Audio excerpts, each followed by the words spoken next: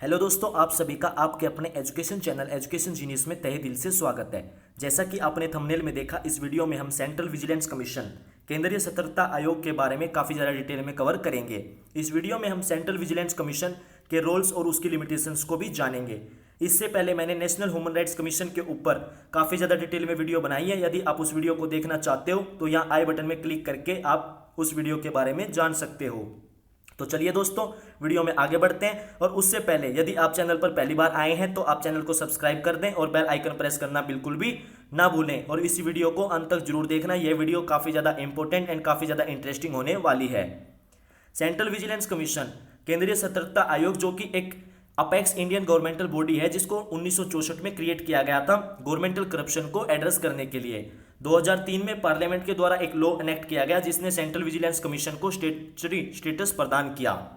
It has status of N autonomous body free of control from any executive authority. Central vigilance commission के पास में autonomous body का status है और यह किसी भी प्रकार की एग्जीक्यूटिव अथॉरिटी के कंट्रोल से बिल्कुल फ्री है। और जितनी भी विजिलेंस एक्टिविटीज हैं सेंट्रल गवर्नमेंट ऑफ इंडिया के अंडर में, सारी की सारी सेंट्रल विजिलेंस कमीशन के द्वारा मॉनिटर की जाती हैं। सेंट्रल विजिलेंस कमीशन एडवाइस देता है वेरियस अथॉरिटीज को सेंट्रल गवर्नमेंट ऑर्गेनाइजेशंस में इनके विजिलेंस वर्क की प्लानिंग को लेके, एग्जीक्यूशन को लेके, रिव्यू को लेके और उनके रिफॉर्म्स के लिए सेंट्रल विजिलेंस कमीशन के द्वारा एडवाइस प्रदान की जाती है। श्री प्रवीण कुमार श्रीवास्तव जी, जो कि अभी सेंट्रल विजिलेंस कमिश्नर हैं। It was set up by the Government of India resolution on 11th February 1964 on the recommendation of the Committee on Prevention of Corruption। दोस्तों, सेंट्रल विजिलेंस कमीशन को गवर्नमेंट ऑफ इंडिया रेजोल्यूशन के द्वारा 11 फरवरी 1964 में setup किया गया था। Central vigilance commission को setup करने के लिए रिकमेंडेशन दी गई थी। एक कमेटी का गठन किया गया था प्रिवेंशन ऑफ करप्शन के ऊपर, जिसको हेड किया था श्री के संथानम जी ने। उन्होंने बोला था कि एक ऑटोनोमस बॉडी करप्शन के मामले में क्रिएट की जानी चाहिए जो एडवाइस करेगी और गाइड देगी सेंट्रल गवर्नमेंट एजेंसीज को in the field of vigilance से। श्री नीतूर श्रीनिवास राव जी, जो कि सेंट्रल विजिलेंस कमीशन के पहले चीफ विजिलेंस कमिश्नर के रूप में अपॉइंट किए गए, सिलेक्ट किए गए। जो एनुअल रिपोर्ट होती है सीवीसी की, वो सिर्फ डिटेल्स ऑफ द वर्क नहीं बताती, बट उसमें यह भी ब्रिंग आउट होता है कि सिस्टम्स में क्या फेलियर्स रहे जिनकी वजह से करप्शन लीड कर रहा है वेरियस डिपार्टमेंट्स में और ऑर्गेनाइजेशंस में, और सिस्टम में क्या क्या इंप्रूवमेंट हुए और उसको लेकर क्या क्या वेरियस प्रिवेंटिव मेजर्स लिए गए, और केसेस जिनके अंदर कमीशन के द्वारा एडवाइस दी गई बट वह इग्नोर की गई, उनके बारे में भी एनुअल रिपोर्ट में पुटअप किया जाता है। अब हम रोल ऑफ सीवीसी को जानेंगे।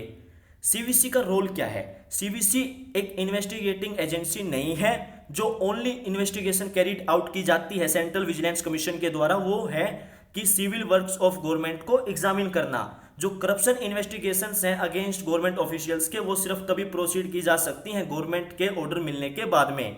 जो सीवीसी है वो लिस्ट ऑफ केसेस को पब्लिश करता है जहां पे परमिशन पेंडिंग है, और उनमें से कुछ केसेस तो more than a year old, 1 साल से भी ज्यादा पुराने हैं। जो ऑर्डिनेंस ऑफ 1998 है वो स्टेचुरी स्टेटस कन्फर करता है सीवीसी को और पावर देता है कि जो दिल्ली स्पेशल पुलिस एस्टेब्लिशमेंट की फंक्शनिंग है उसको सुपरिटेंड करे, उसकी देखरेख करे। और central vigilance commission also review करता है जो इन्वेस्टिगेशंस चल रही हैं एलिस्ट ऑफेंसेस के ऊपर under the prevention of corruption act 1988 के अंडर में। उनकी जो इन्वेस्टिगेशंस की प्रोग्रेस है उनको भी सेंट्रल विजिलेंस कमीशन के द्वारा रिव्यू किया जाता है।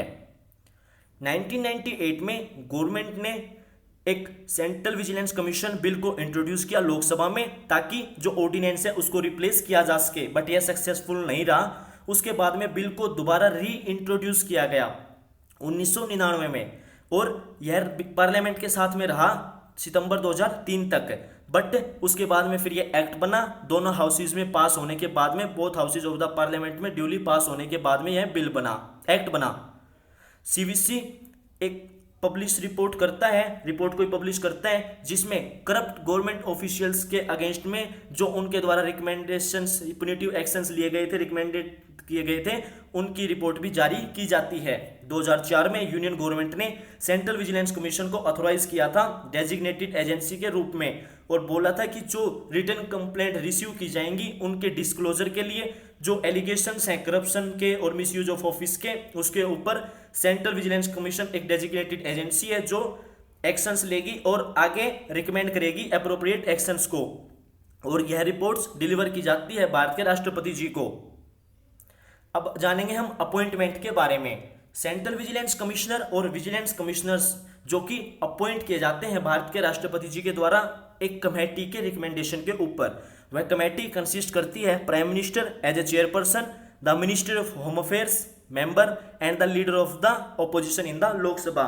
इन सभी के रिकमेंडेशन के ऊपर सेंट्रल विजिलेंस कमिश्नर और विजिलेंस कमिश्नर को अपॉइंट किया जाता है भारत के राष्ट्रपति जी के द्वारा।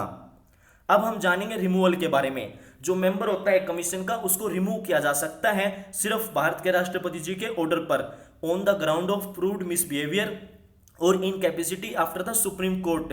दोस्तों, अगर प्रूव्ड मिसबिहेवियर का ग्राउंड है और इनकैपेसिटी है, उसके बाद में supreme court on a reference made to it by the president, supreme court को एक रेफरेंस दिया जाता है भारत के राष्ट्रपति जी के द्वारा और उस पर इंक्वायरी की जाती है और वह रिपोर्ट की जाती है कि फिर सेंट्रल विजिलेंस कमिश्नर और एनी विजिलेंस कमिश्नर की जो इंक्वायरी की जाती है सुप्रीम कोर्ट के द्वारा, अगर उनको लगता है कि इसमें ought टू बी रिमूव्ड, तो उनको भारत के राष्ट्रपति जी के द्वारा पद से हटाया जा सकता है।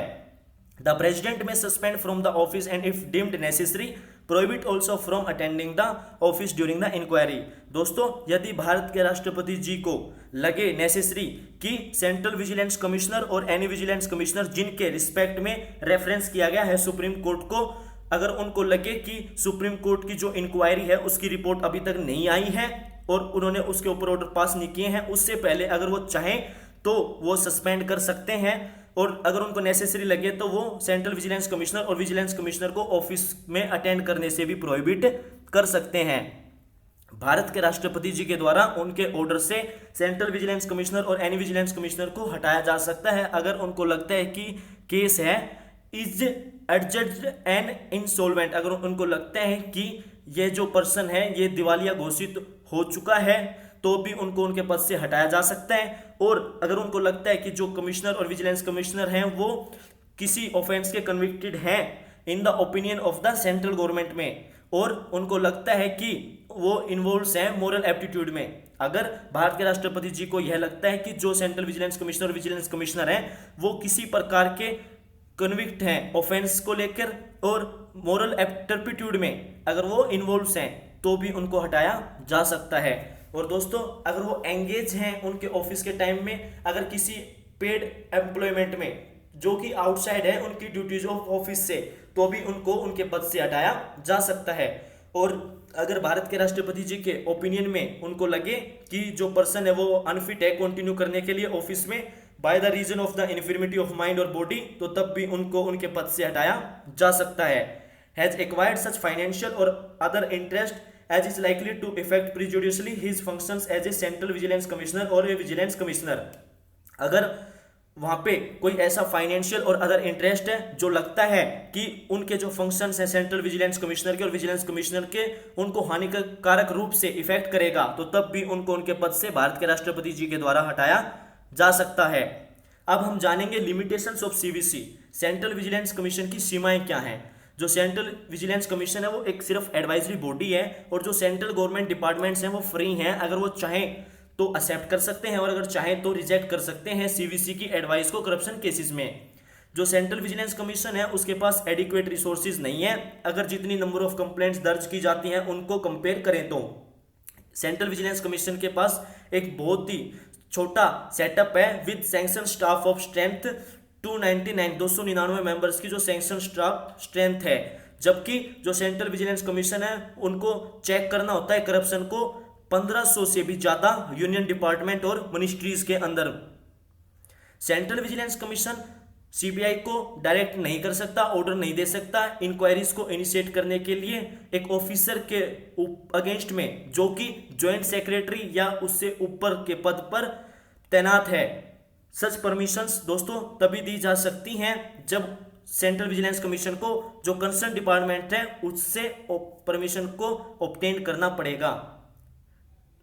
दोस्तों, हाउएवर इस प्रोविजन को ऑनरेबल सुप्रीम कोर्ट के द्वारा अनकॉन्स्टिट्यूशनल भी घोषित किया गया था 2014 में, और कोर्ट के द्वारा यह भी बताया गया था कि जो पोस्ट ऑफ ए पर्सन है वो उसको लॉ से ऊपर नहीं रख सकती।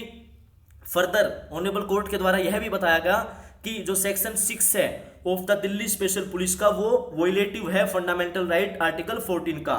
सेंट्रल विजिलेंस कमीशन के पास कोई ऐसी पावर नहीं है कि वो क्रिमिनल केस को रजिस्टर कर सकें, वो सिर्फ विजिलेंस और डिसिप्लिनरी केसेस के साथ में डील करते हैं। सेंट्रल विजिलेंस कमिश्नर के पास सुपरवाइजरी पावर्स हैं सीबीआई के ऊपर, बट सेंट्रल विजिलेंस कमीशन के पास ऐसी कोई पावर नहीं है कि वो किसी भी फाइल के लिए सीबीआई को कॉल करें और डायरेक्ट करें सीबीआई को कि किसी इन्वेस्टिगेशन को किस पर्टिकुलर मैनर में इन्वेस्टिगेट करना है। ऐसी कोई पावर सेंट्रल विजिलेंस कमीशन के पास में नहीं है। CBI is under administrative control of the department of personal and training. जो सीबीआई है वो डायरेक्टली अंडर है administrative control of department of personal and training department के अंडर में, जिसका मतलब यह है कि जो पावर है अपॉइंट करने की, ट्रांसफर करने की और सस्पेंड करने की सीबीआई ऑफिसर्स को, वो डीओपीटी के पास में है। जो अपॉइंटमेंट्स की जाती हैं सीवीसी में वो इनडायरेक्टली अंडर द कंट्रोल होती हैं यूनियन गवर्नमेंट के, जबकि जो कमेटी होती है रिकमेंड करती है उसमें जो लीडर ऑफ द ऑपोजिशन होता है लोकसभा में वो भी शामिल होता है सेंट्रल विजिलेंस कमिश्नर और विजिलेंस कमिश्नर को सिलेक्ट करने के लिए। बट जो कैंडिडेट्स जो कमेटी के आगे पुटअप किए जाते हैं जिनको रिकमेंड करना है वो गवर्नमेंट यूनियन गवर्नमेंट के द्वारा डिसाइड किए जाते हैं, और जो कमेटी होती है उनको सिर्फ उन्हीं नेम्स को कंसीडर करना होता है जो उनके सामने पुटअप किए जाते हैं।